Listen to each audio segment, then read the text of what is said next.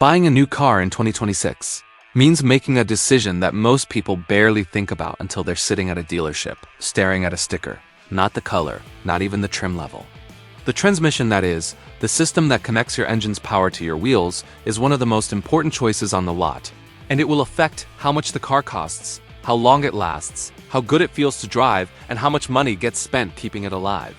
There are three main types: manual, automatic, and CVT. Each one has a very different personality. Understanding them before walking into a dealership is the kind of thing that saves thousands of dollars and years of regret. Start with the manual transmission, the one with the clutch pedal and the gear stick. When people picture a stick shift, this is it. The driver is in charge of everything. Push in the clutch pedal, move the lever into the right gear, let the clutch out, and the car moves. Do it smoothly, and it feels like riding a wave. Do it poorly, and the car bucks and stalls in the middle of an intersection. Learning it takes a few weeks for most people. Mastering it can take years. But the people who love it say it never gets old. There is a reason driving enthusiasts still talk about it like a religion. Here is the first question to sit with for a moment. Would driving feel like a chore, or like something to look forward to every morning? That question matters because the manual is genuinely disappearing. In 2026, fewer than 1% of new cars sold in the United States have a stick shift. There were over 35 models offering a manual transmission just 5 years ago. Now there are fewer than 25. The cars that still offer one are mostly sports cars: the Mazda MX-5, the Toyota GR Corolla, the Honda Civic Type R, the Porsche 911. And when buyers can get one, they often do. 9 out of 10 Subaru BRZ buyers chose the stick, and more than 8 out of 10 people who bought a manual-equipped Porsche 911 GT3 did the same. The manual isn't dying because drivers stopped wanting it. It's dying because manufacturers stopped putting it in regular cars. If the stick shift is something that matters, buy now, because the window is genuinely closing. There is also a practical case for it beyond the romance. Manuals are mechanically simpler. When something goes wrong, repairs are cheaper and most mechanics can fix them. A healthy manual transmission can last well over 200,000 miles with basic maintenance. And in a strange but real-world benefit, a car with a stick shift is harder for most thieves to steal, because very few people under 30 know how to drive one. The downsides are just as real, though. A manual is exhausting in heavy stop-and-go traffic. Every red light, every parking lot, every slow-moving highway means working the clutch over and over. On a flat highway, it's wonderful. Crawling through a city at rush hour, it can be miserable. New drivers will stall the car, sometimes many times, while learning. And modern automatic transmissions have closed the performance gap completely. 10 years ago, a skilled driver with a manual could shift faster than a machine. That is no longer true. Now consider the second question. How much of daily driving happens in traffic, and how much happens on open road? That answer almost always points toward the automatic transmission, which is what the vast majority of people in the world drive today. The automatic does the gear-changing work on its own. Put it in drive and go. Modern versions have 8, 9, or even 10 different gear settings, and the computer running them is choosing the right one thousands of times per trip, faster than any human could. These transmissions are smooth, strong, and increasingly fuel-efficient. They are also the right tool for a long list of jobs the other types simply cannot handle as well. Towing a boat? Use an automatic. Driving through the Rockies where the road drops steeply and engine braking becomes important?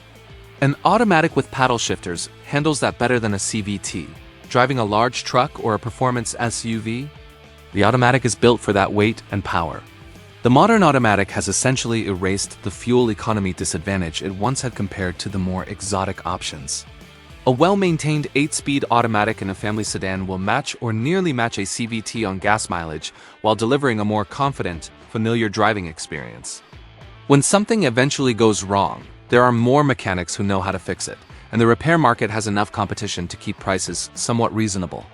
The main drawbacks are cost and complexity. Automatic transmissions cost more than manuals to build, which means the purchase price reflects that. Serious repairs can be expensive, sometimes several $1,000s for a rebuild or replacement. Transmission fluid needs to be changed on schedule, which many owners forget to do until something goes wrong. But overall, the traditional automatic is the right pick for most buyers, simply because it does everything reasonably well and almost nothing poorly.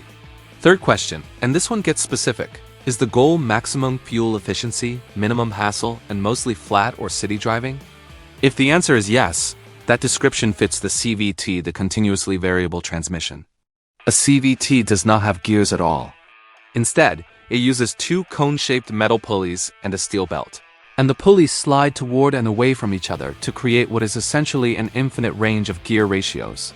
The engine can always run at exactly the most efficient speed for any given situation. The result is smoothness, no lurching between gears, and gas mileage that often beats both of the other options.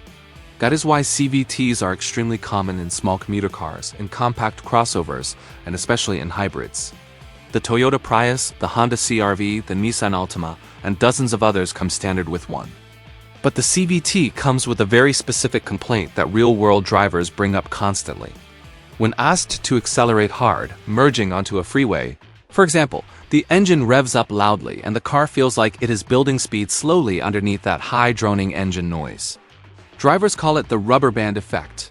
The engine is screaming, but the car doesn't feel like it's responding the way a traditional transmission would. Some people never get used to it. Others don't mind at all after a few weeks. It is worth test driving specifically for this reason before committing.